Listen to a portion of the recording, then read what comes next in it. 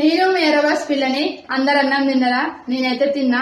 ఇక నా పెళ్లి సారీనే నేనైతే హాఫ్ సారీ లెక్కైతే కట్టుకున్నా. చాలా మంది ఫంక్షన్ లో పోయినప్పుడు అరే నాకు హాఫ్ సారీ లేదు కదా ఇట్లా అని చాలా మంది ఇబ్బంది పడతారు కదా.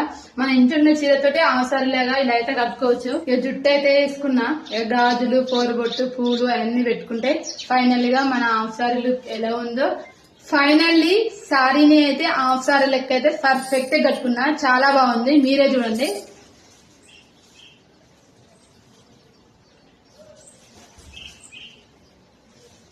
చాలా బాగా వచ్చింది. కాకపోతే నేను కొంచెం కిందికి కట్టిన, కొంచెం పైకి కడితే ఇంకా చాలా బాగుంటది. కింద అనుకుంటా మనం కింద పడకుండా చాలా బాగుంటది.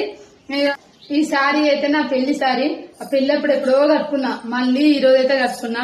కానీ ఈ సారీలోకి మ్యాచింగ్ గాజులు అయితే లేవు. ఎట్లుంటాయి పెళ్ళప్పుడు తీసుకున్న సారీనే, మనం ఎప్పుడు కట్టలే కదా, అందుకనే లేవు. సరే ఇంట్లో ఉన్న గాజులు అయితే వేసుకున్నా, రెడ్ గాజులు ఉంటే అయితే వేసుకున్నా.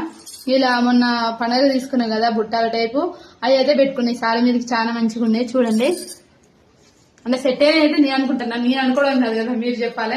సరే మరి ఫైనల్లీ అయితే మన సారీని హాఫ్ సారీ లెక్క కట్టుకున్నా.